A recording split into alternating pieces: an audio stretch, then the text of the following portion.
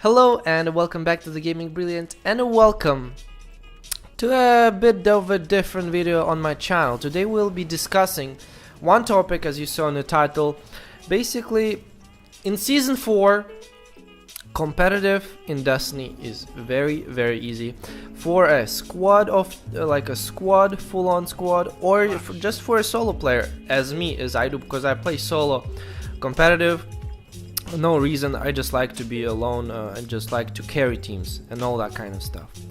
But the reason why it's easier is that Bungie have added the playlists Control and Clash. I think that's the only two that they added. Also Breakthrough, but they either add that or just get rid of it randomly. I'm not sure why. I guess that there are some bugs or some shit like that.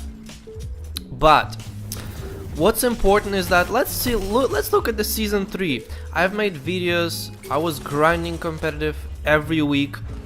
It was really hard. You would because there were only two playlists: survival and countdown. Survival, where you have certain amount of lives you on your team and enemy team, and you just whoever loses their lives first loses. In countdown is basically you secure the bomb there and you wait until it detonates.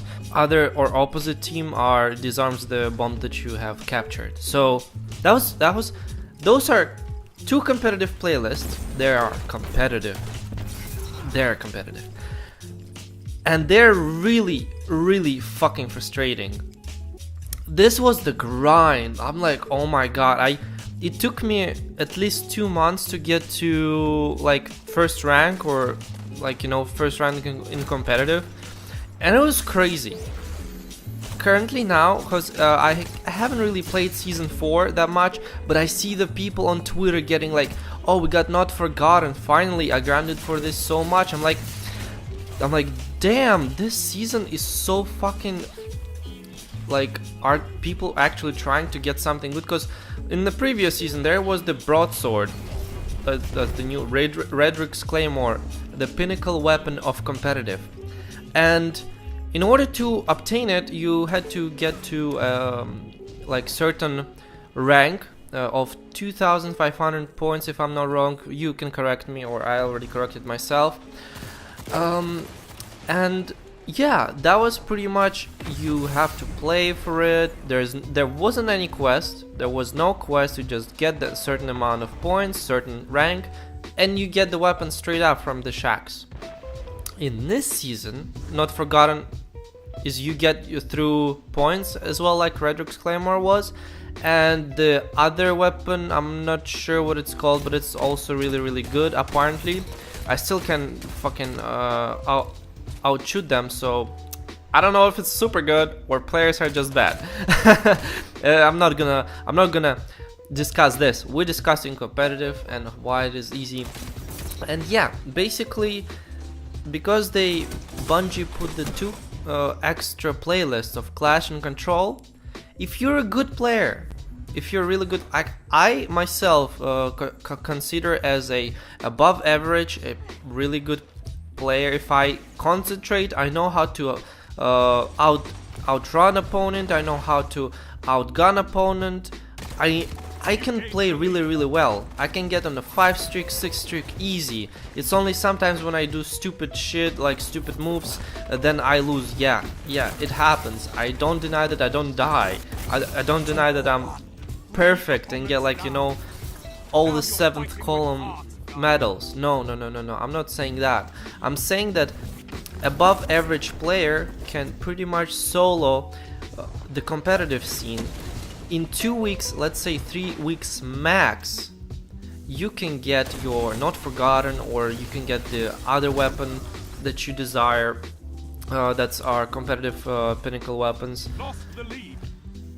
And this is much easier now, because Control, we have played Control for 5 years now. Clash for 5 years now. Easy. You just kill people and that's it. In Control, if people know how to capture zones all the time, just capture and then shoot, then you easily get the wins. Or you can just carry people, especially in Clash and Control. when you get the survival or the countdown, it gets a bit like, you know, I gotta put my try hard pants on, because there might be teams that are much better than me, but still. And plus, if you load up as a squad, there was an MTashed video. I'm not gonna show it. You can press the link, because the article 13 might block this video if they see that. Anyway, he was 4 stacking, and 6 rounds in a row, even more.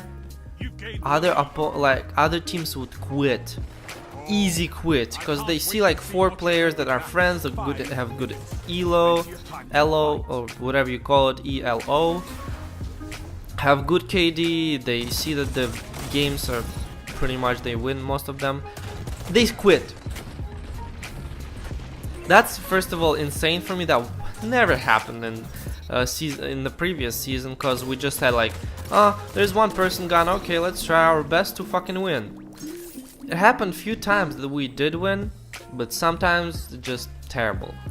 Point mechanism, so like when you get your points or you lose your points, are much in advantage for you, because in the previous season it was like you get 5, if you lose 10 points, and like, you know, it was such a big, like such a intense increase then decrease, and you wouldn't know when you're gonna lose. Like, you can just give up on that. You lose like 2 games, 3 games, and then boom, you're back to 0.